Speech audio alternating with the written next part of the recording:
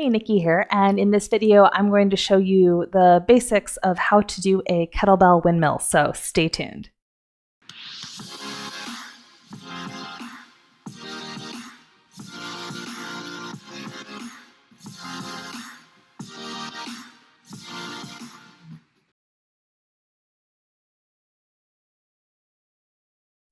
All right, so let's get into it.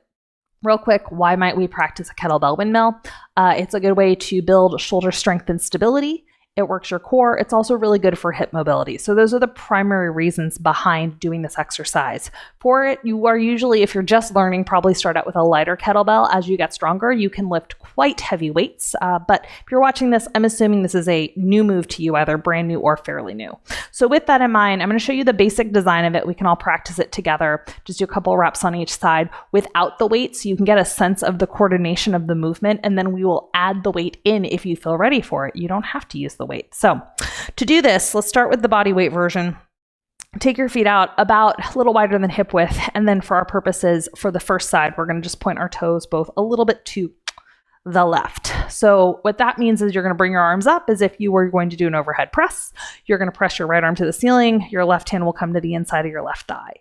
Now, the back leg, in this case, it's going to be the right leg. The right knee is going to stay straight. So the left knee bends, you're going to shift your weight back into the right hip, and then you're going to slide your left hand down your thigh, watching your arm out of the corner of your eye. Noticing how the shoulder has to rotate, because if you had a kettlebell, you would need to do that to keep the kettlebell upright, not tip it on you. And then you're going to push into your feet and stand, rotating the shoulder back so there's a little bit of a rotation moment so the kettlebell stays vertical. Yes? Let's try it again. So right knee is soft, push your weight into your back hip, left knee is soft. The left knee bends. Now I'm trying not to side bend either, so I'm trying to keep my core engaged and square. So for some of you, that might mean you stop here. If you're really flexible like me, you might be able to get a little bit lower, just depends, and then you're gonna stand up.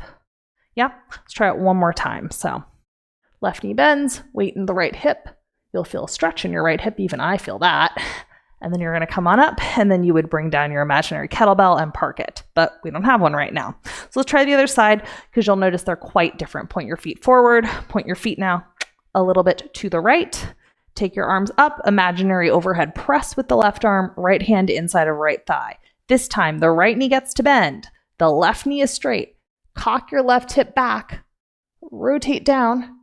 Try not to side bend your waist, right? And then stand up, noticing that little bit of rotation in the shoulder that has to happen. Let's try it again to keep that upper arm vertical. Now again, you don't need to go very low if mobility is an issue for you. So you might feel a really big stretch, and maybe this is as far as you make it, and that's okay, right? And then stand up, and then to come out of it, your feet would point forward, you would park your kettlebell. Let's try it with the kettlebell, if that feels comfortable, shall we? So we're going to start with, again, the right hand having the weight. So to bring it up, you can use one or two hands. You'll have the weight just between your legs, and then you're going to pick it up. From here, you're going to point your toes a little bit to the left. You're going to press the weight overhead with your right arm. Left hand inside a left thigh. The left knee is the bent knee. The right knee is the straight knee. Cock your right hip back. Weight is going into the back leg. Coming down. Keep the torso square, stand up. Notice that little rotation of the shoulder to keep the forearm vertical. If you like, try that one or two more times. Standing up, beautiful. Once more, remember your range of motion can be quite small. And then coming up, lots of fancy transitions we could do, but for today's purposes, lower the weight with control. Place it down, give that a little shake if you need. Okay. Let's do the second side, shall we? So clean up the weight, one or two hands, point both toes a little bit to the right. Make sure they're in roughly the same line. Press that weight overhead. Now, the left knee is the straight knee. The right knee is the bent knee. Shift your weight into the back hip. The back knee is straight. That's the hard part, in my opinion.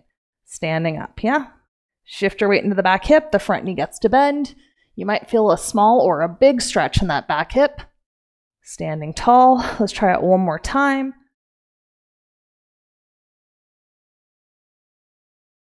And then standing up. Lower the weight with control, and then park it. Nice job. And that is how you do a kettlebell windmill. So if you have more questions about that, or you have any other requests for any tutorials in Strengthland or Kettlebell Land, feel free to let me know in the comments. I can always do a future video.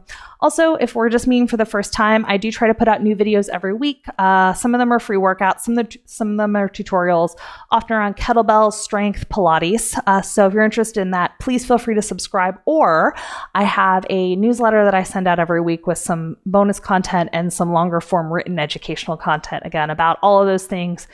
Dealing with pain, injury prevention, nutrition, all the stuff fitness. So if you're interested in that, you can go to the description and find the sign up link there. So thanks for being here, and I hope you found the video helpful.